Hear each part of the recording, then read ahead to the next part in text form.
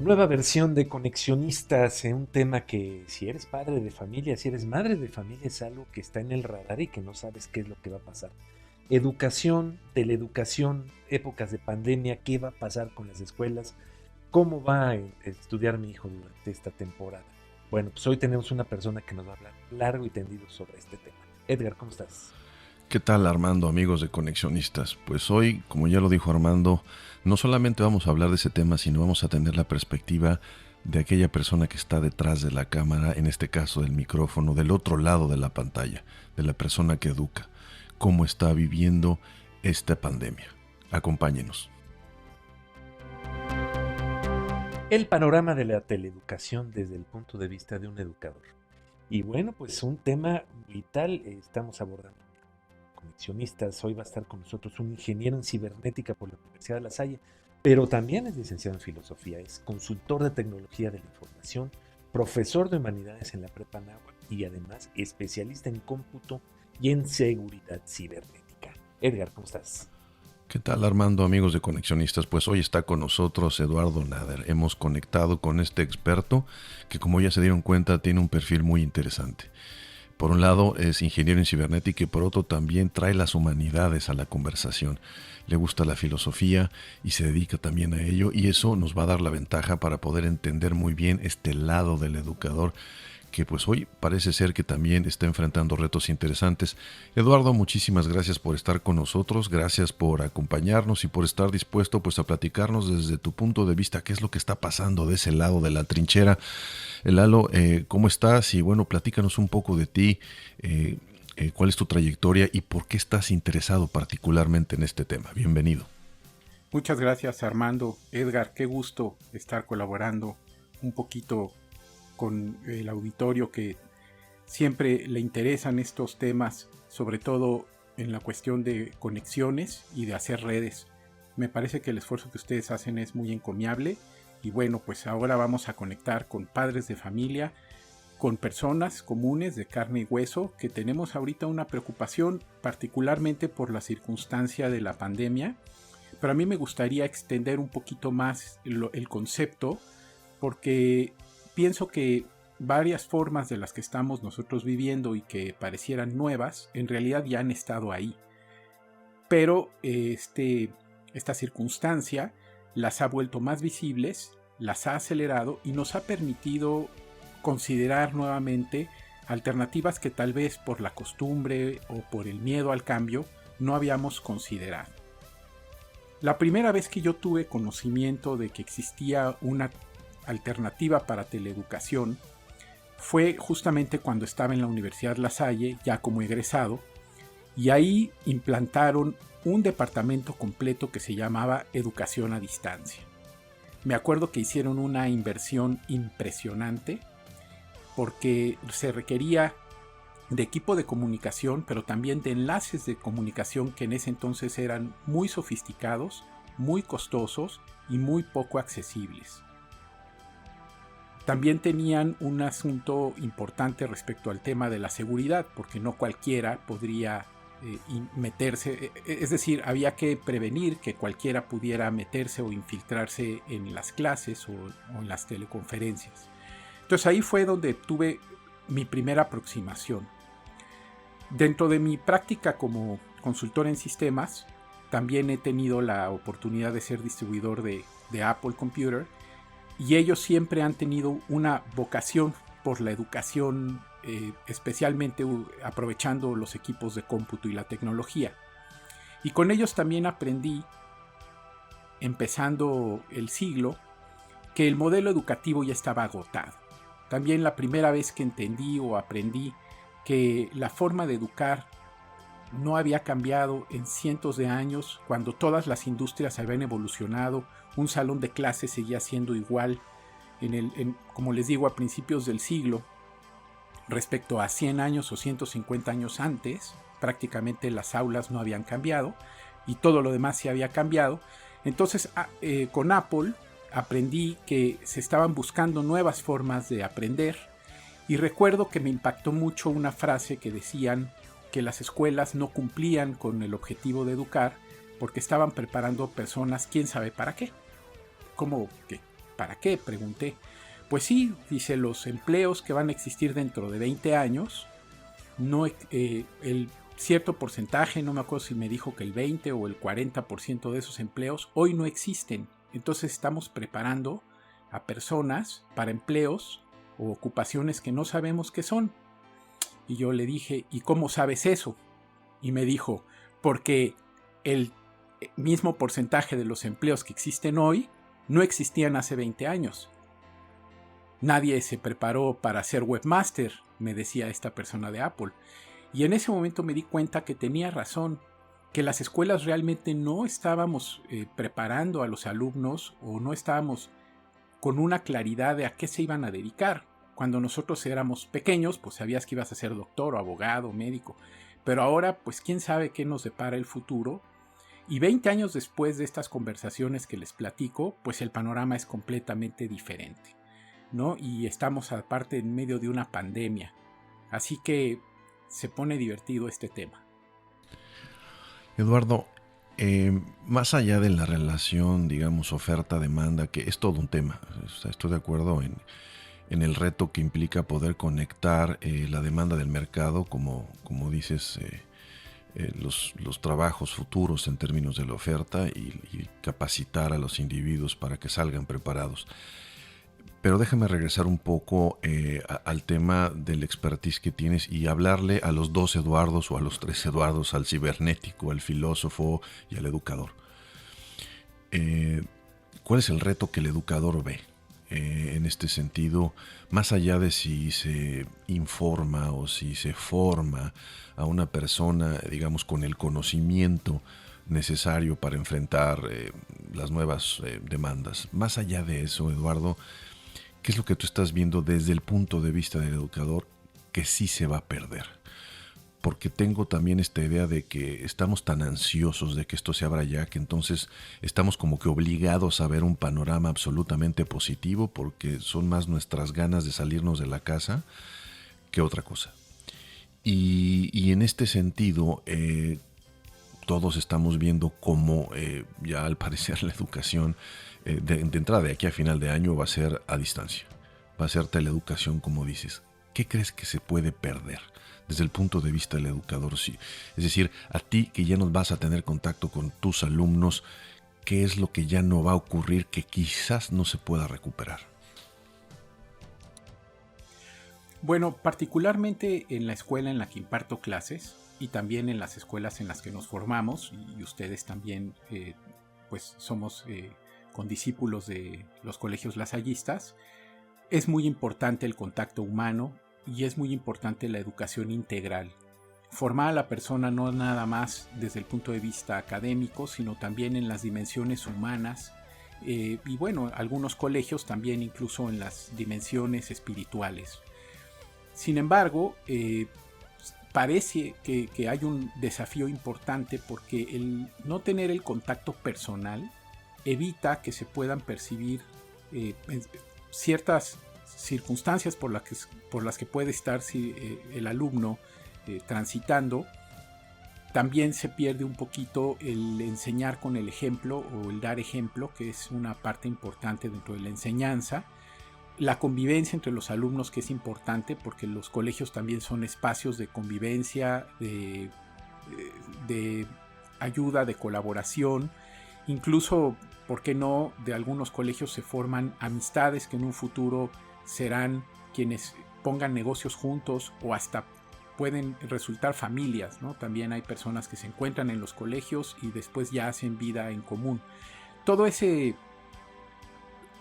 esta parte social puede estar limitada con sistemas de teleeducación. Entonces, esto sí no lo podemos ocultar o no podemos decir que no va a haber una manera de disminuir esos beneficios de la escuela. Sin embargo, esto es temporal. O sea, todo el mundo sabemos que tarde o temprano este asunto se va a resolver. Ya hay noticias muy prometedoras sobre vacunas y tratamientos.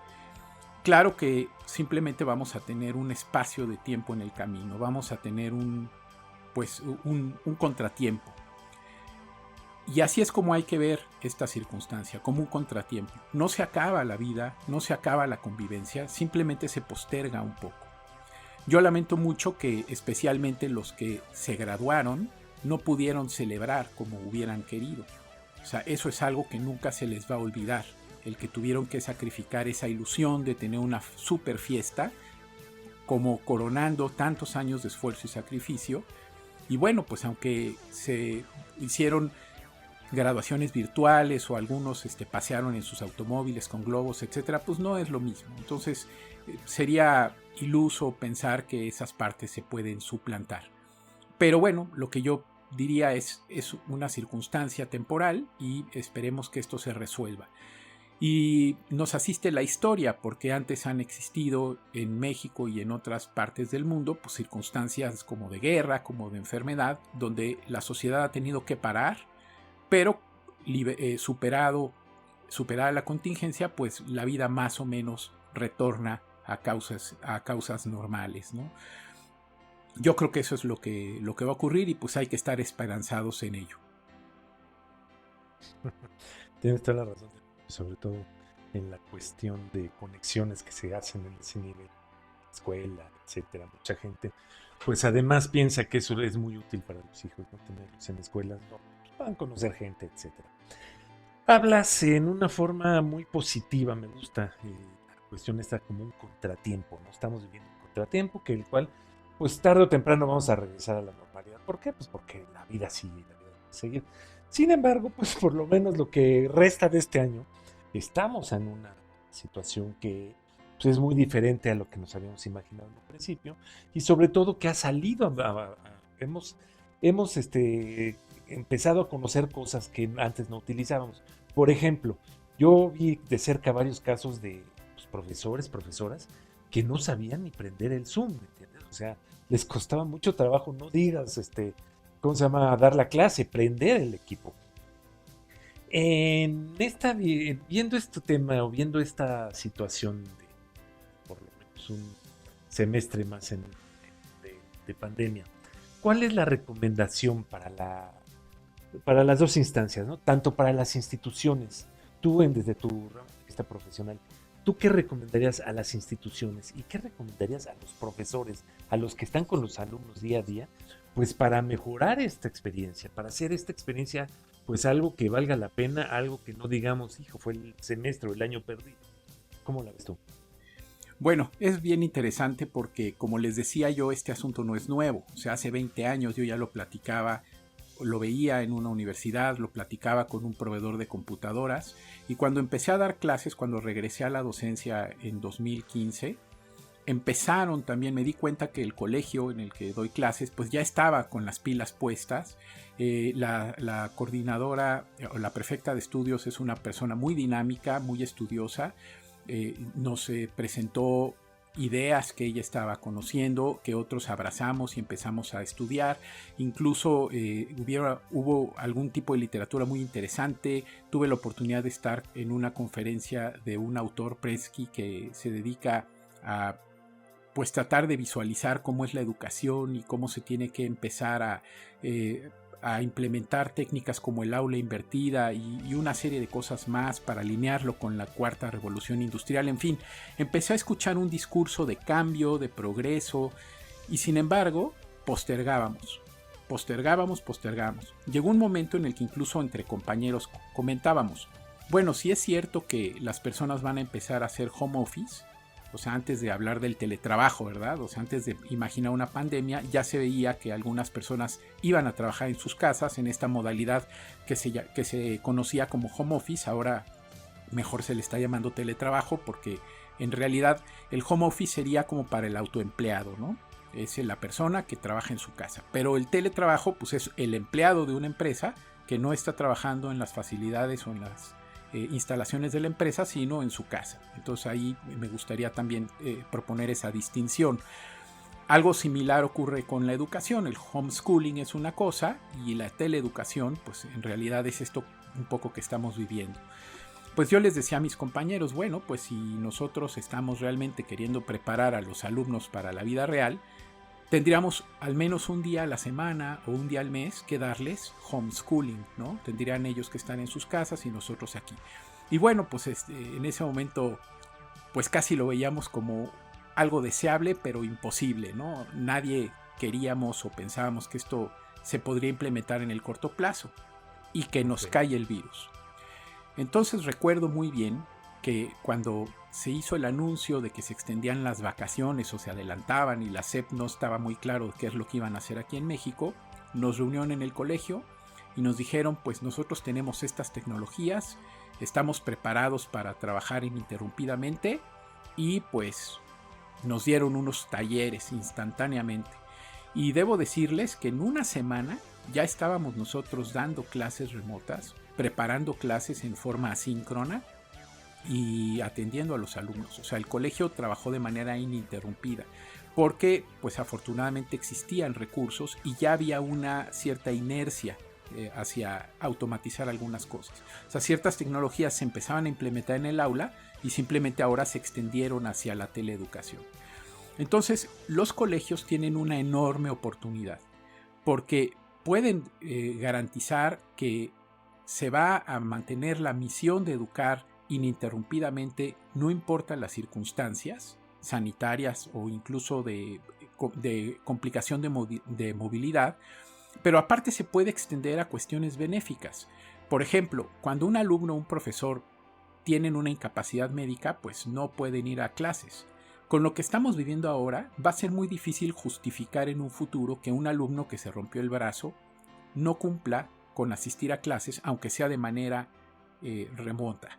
Entonces yo imagino que después de la pandemia, muchos colegios van a continuar ofreciendo la posibilidad de que los alumnos o los maestros, incluso un maestro que de repente, como pasa mucho en la Ciudad de México, por cuestión de tráfico o un accidente, no vas a llegar a la primera hora, oye, pues que desde el teléfono celular puedas dar clase a los alumnos, me parece que es una alternativa que no hay que soslayar. Yo creo que ese tipo de cuestiones pueden ser útiles.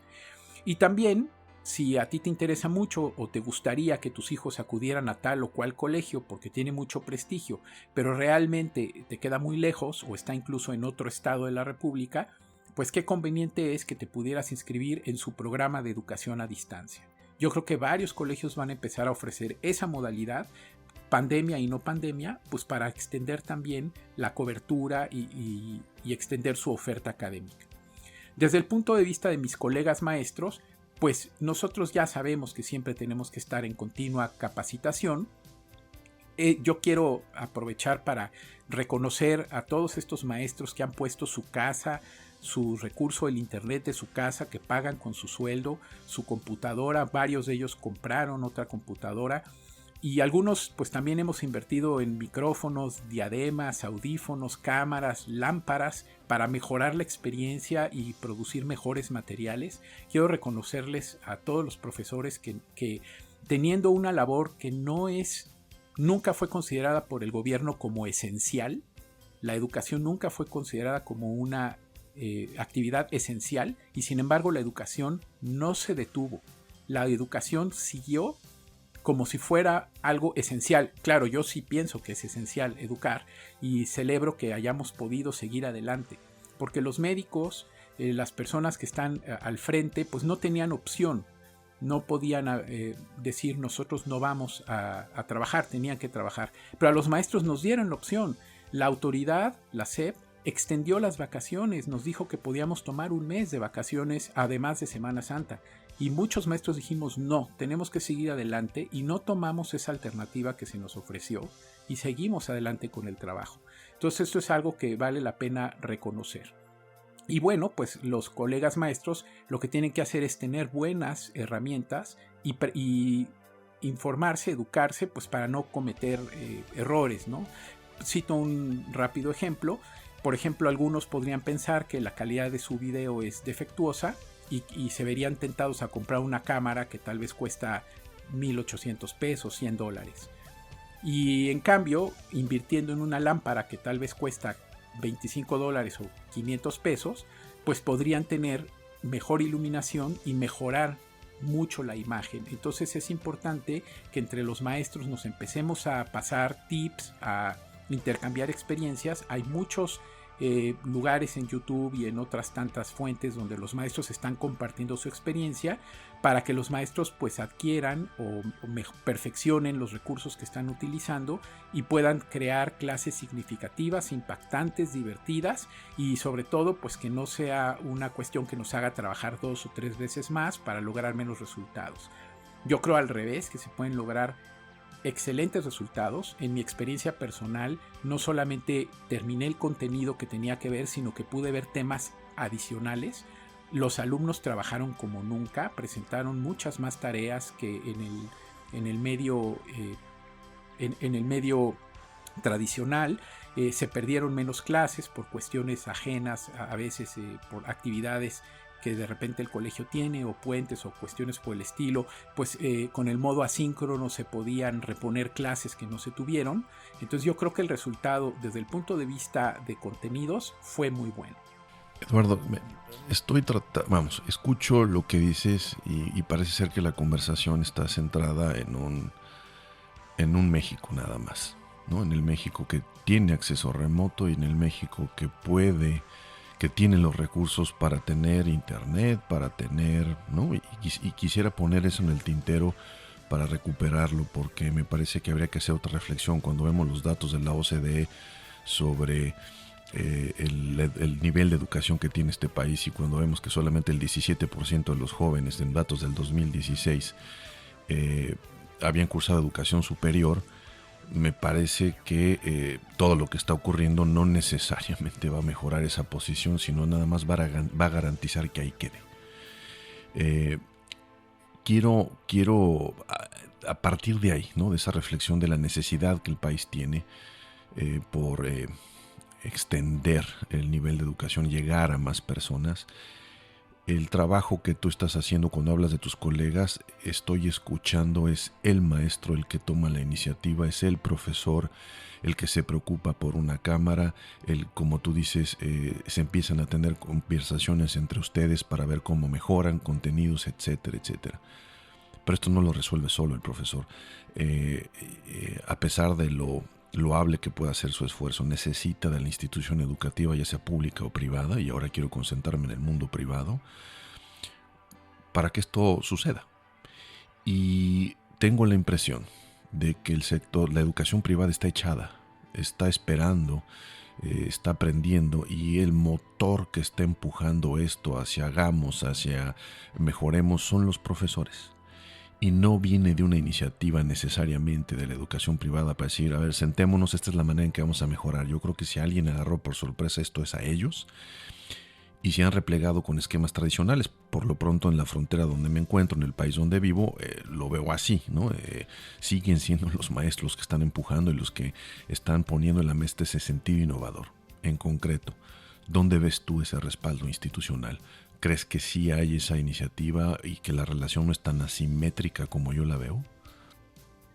Bueno, me gustaría, ya que tocaste el tema de la OCDE y sin salirme del tema de la educación privada, también una estadística muy lamentable de la OCDE es que México es el país con más violencia en secundarias. Entonces, pues ojalá y esta nueva modalidad también pueda empezar a quitarnos ese deshonroso primer lugar que por años México ha tenido. Bien, no, sería injusto decir que los colegios no han participado en absoluto. Pienso que sí, la iniciativa ha sido de los maestros. Los colegios lo han permitido. Por ejemplo, en el colegio en el que yo me encuentro, a los alumnos se les dotó de una tablet, y a varios maestros que no tenían el recurso se les dio en comodato. O sea, hay colegios que sí se han puesto las pilas. Yo estoy involucrado también con algunos colegios a quienes les doy consultoría, que están haciendo las inversiones. Por ejemplo, ahora la comunidad educativa incluyente, que además tratan a niños con síndrome de Down y les ofrecen pues oficios o alternativas para que ellos sean autosuficientes, pues acaban de hacer un esfuerzo muy importante por adquirir equipo de cómputo y licencias para poder ofrecer teleeducación, porque entendieron que este asunto no se iba a resolver pronto.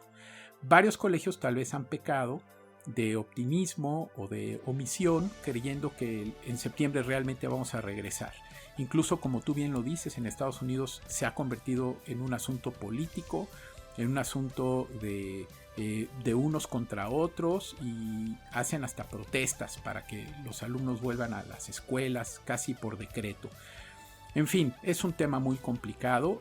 Creo que muchos colegios simplemente se sentaron a ver qué es lo que iba a ocurrir, y bueno, pues varios de ellos son negocios, y también los gobiernos pues ven a los colegios como unidades que cuestan y con recursos limitados siempre, así que hay que ver dónde invertir las canicas. Algunos colegios, como les digo, entendieron que en lugar de remodelar la cancha de básquetbol, a lo mejor valdría la pena invertir en algunas licencias de cómputo. Y es lo que hicieron, ¿no? O sea, tradicionalmente en los veranos los colegios se remodelan, invierten dinero en remozarlos, en mejorar instalaciones, etc. Pues seguramente muchos colegios se dieron cuenta que eso no era tan importante, porque probablemente las canchas y otras áreas no iban a ser utilizadas, al menos no el primer semestre, así que mejor se hicieron las inversiones, o están haciendo las inversiones en otras áreas. Yo creo que ese es el camino correcto. Me parece que, como bien dices, tanto la educación pública como la privada todavía tienen mucho trabajo por hacer. Hay algunos colegios que todavía, estamos ya un mes de iniciar o menos el ciclo escolar, y todavía no tienen claro cuál es su modelo o cómo lo van a enfrentar, y pues ya es momento, ¿no? Vale la pena hacer la invitación pues para que empiecen de una vez a dar los pasos necesarios para seguir adelante. Y en cuestiones de asimetría, pues yo también aprovecharía para hacer un reconocimiento a muchos proveedores de tecnologías de información que generosamente están ofreciendo alternativas gratuitas, tal vez con limitaciones, pero están ofreciendo alternativas gratuitas para colegios. O sea, empresas como Microsoft, Google, Zoom ofrecen tecnología para que los colegios puedan utilizarla de manera gratuita. Así que no es un pretexto que no hay recursos, que no hay dinero. Aquí de lo que se trata es de tener vocación y de tener voluntad. Muchas gracias. A mí me gustaría ahora concentrarme un poco en el factor humano, los profesores, ¿no? Edgar y yo hemos platicado con algunas personas que se dedican a la educación, y el comentario general ha sido siempre el de que es abrumador. ¿Right? Ellos están abrumados, ¿por qué? Porque sienten que es más tenso, sienten que es más difícil, sienten que les cuesta más trabajo dar el mensaje, sienten que la preparación de las clases conlleva todo una dinámica muy distinta a la que ellos están acostumbrados, obviamente, en las clases presenciales. ¿Esto a qué lo atribuyes tú? ¿Es una situación por la forma en que se están realizando las cosas? Porque no hemos aún dado con digamos, el modelo óptimo para esta situación, o porque simplemente algunos somos más renuentes que otros a aceptar estas nuevas tecnologías. ¿Cómo lo ves tú? Pues yo creo que es un poquito de todo. También es que las tecnologías se han ido mejorando. O sea, como les digo, esto es un tema ya muy platicado, esto de la teleeducación, pero como realmente no se había puesto a prueba en una circunstancia pues como la que estamos viviendo ahora, muchas tecnologías tenían huecos o tenían imperfecciones, ¿no? Esta herramienta Zoom de la que hablábamos hace rato, pues ha tenido prácticamente mejoras semanales. O sea, cada semana sale una nueva revisión de la herramienta y van mejorando y perfeccionando la herramienta. Lo mismo ha ocurrido con Teams, con Meet, con Google Meetings, con una serie de herramientas que han ido mejorando aceleradamente en estos últimos tiempos. La infraestructura también de las empresas la han mejorado para atender la enorme y creciente demanda. Y ha sido interesante ver que no ha colapsado. O sea, realmente prácticamente pasamos de 0 a 100 y no hubieron sobresaltos realmente significativos. Quiere decir que realmente estábamos preparados, incluso antes del 5G, ¿no? De esta red que tanto promete y que tanto también se cuestiona. Pues con las infraestructuras actuales ha sido posible enfrentar este desafío. Los maestros, sin embargo, pues no estábamos preparados. ni psicológicamente, ni tecnológicamente, ni desde el punto de vista pedagógico, pues para empezar a educar con la frialdad de una clase grabada o de una videoconferencia. Sin embargo, se han ido encontrando matices, se han ido encontrando maneras de darle un poquito la vuelta a este asunto y hasta ventajas, ¿no? Como el hecho de que se pueden grabar las clases para que el alumno en su ritmo pueda verlas y resolver o responder las tareas. También se ha integrado exitosamente el modelo de aula invertida, que pues en filosofía lo hemos usado desde hace muchísimos años. Consiste, como ustedes saben, en que pues en la educación tradicional el alumno acude al salón de clases a escuchar la lección y después en su casa hace tarea. Y aquí es al revés.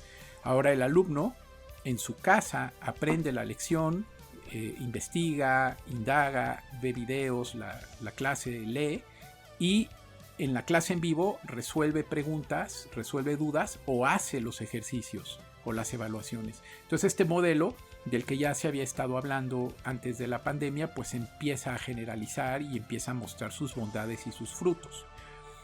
Así que los maestros hemos tenido pues que volver a preparar planeaciones, grabar clases, aprender a evaluar, que es uno de los desafíos más importantes porque algunas herramientas de evaluación pueden ser útiles desde el punto de vista funcional, pero desde el punto de vista de la integridad, dicho coloquialmente, asegurarse que el alumno no copie o no haga trampa, pues también es un desafío, ¿no? Y hay mucho todavía por trabajar.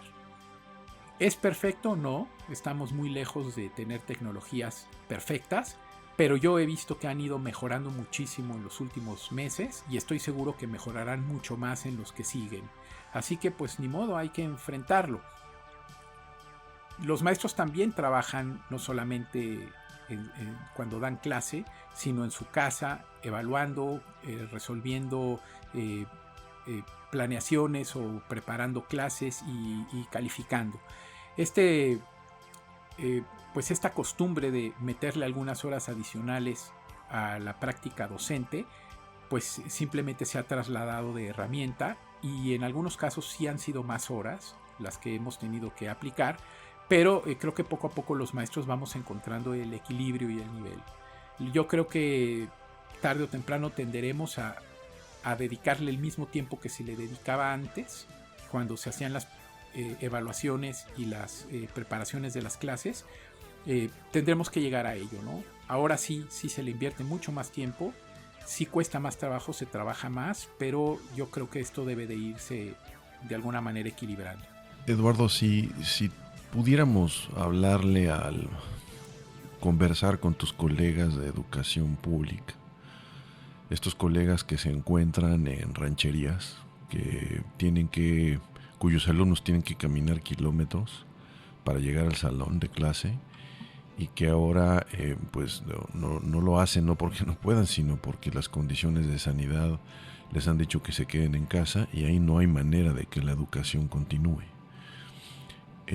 Imagínate que estuviésemos en un foro en donde hubiera una especie de foro de intercambio de experiencias. ¿Qué conversación crees que se tendría que tener con ellos para incluirlos? Porque insisto que nuestra plática está concentrada en un México que es capaz de enfrentar esto, pero es el México minoritario.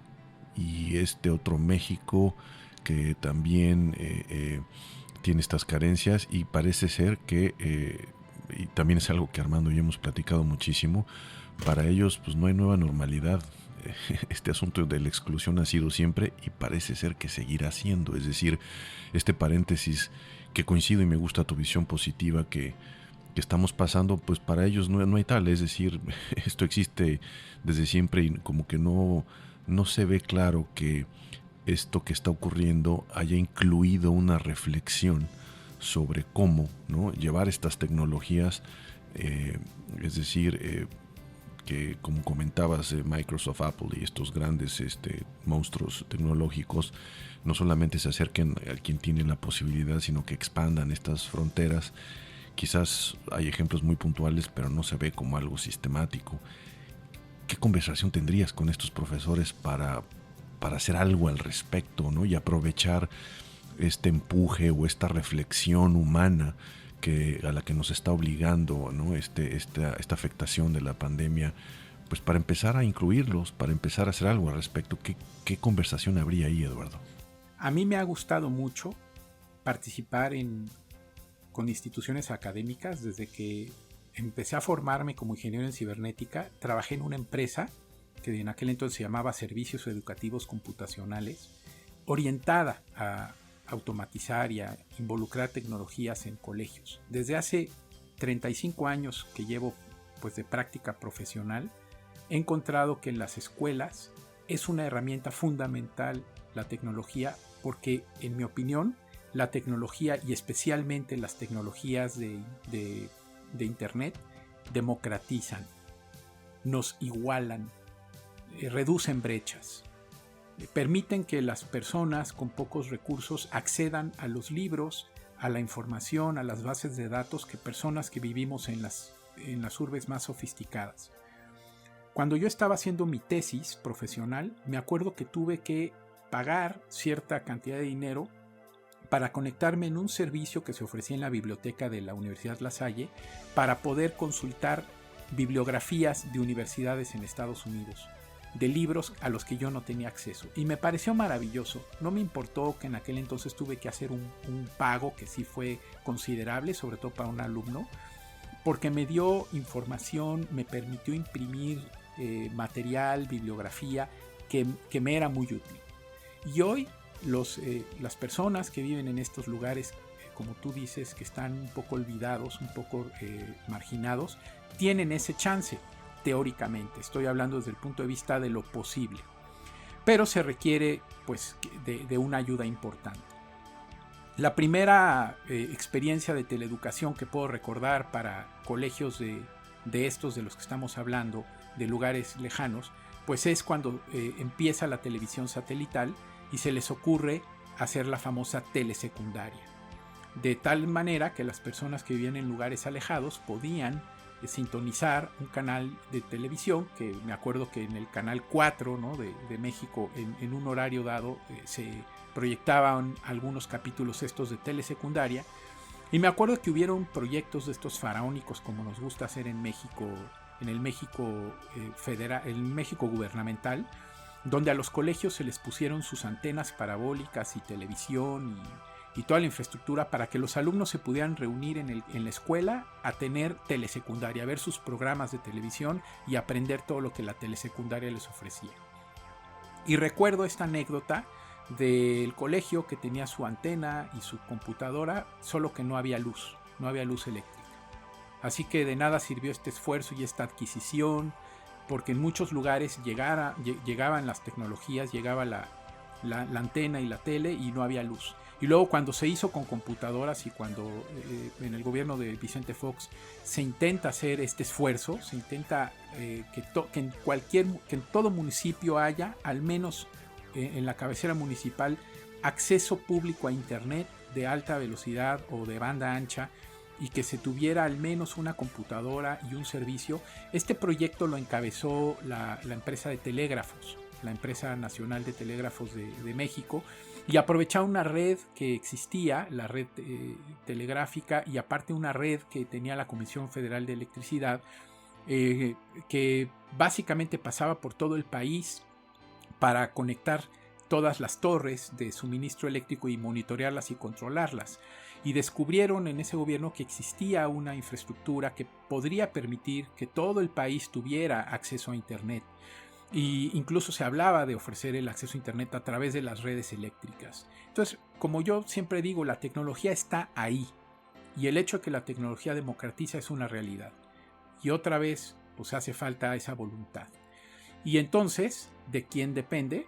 Pues de ese sueño, ¿no? De la sociedad. O sea, el hecho de que seamos nosotros, los padres de familia, los maestros o los alumnos, los que pongamos la iniciativa, pues a veces parece algo indeseable, porque debería ser el gobierno o las autoridades quienes tomen la iniciativa, pero por otro lado, pues de ese pan pedimos nuestra limosna a muchos, ¿no? Que seamos las personas las que ya empecemos a dejar de esperar cosas y empecemos a crearnos o a forjarnos nuestro futuro y nuestro destino, y empecemos a participar más. Entonces, no sé, no me gustaría criticar esa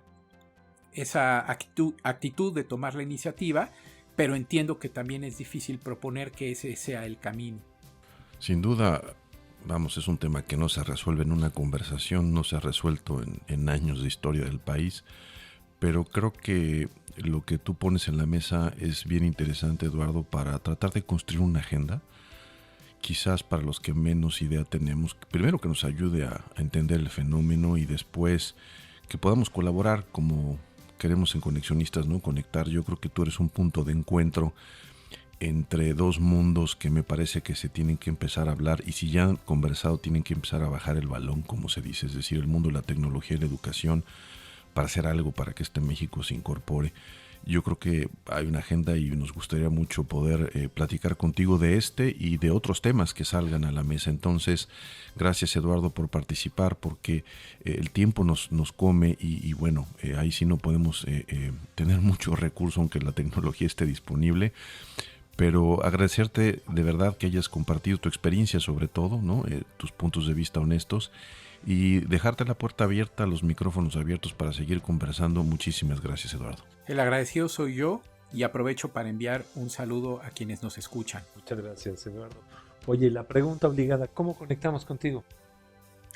Pues pueden recurrir a mí mis amigos me llaman Lalo, entonces prácticamente todas mis redes sociales me van a encontrar como Lalo Nader, o también pueden buscarme en mi página web de mi empresa que se llama Servicio Total en Computación, www.stotal.com. Ahí pueden dejar un formulario con información para que nos podamos contactar, o en las redes sociales. Perfecto, Lalo. Pues te agradecemos muchísimo tu participación y me gustaría rematar nada más diciendo que con nosotros, con Conexionistas, pueden conectar a través de Twitter en @conexionistasmx, también a través de Facebook en Conexionistas MX. Nuestro canal de YouTube es Conexionistas México, y todos los podcasts de Conexionistas los pueden encontrar en Spotify y en iVoox. La música que estamos escuchando de fondo es música de Alejandro Saborit. Su canal de YouTube es Alejandro Saborit, igual que su nombre. El diseño de Conexionistas es de Sofía Reynoso. Su Facebook, Sofía Reynoso Diseño Gráfico, y su Twitter, Sofía Reynoso MX. Esto fue todo. Muchas gracias. Hasta la próxima.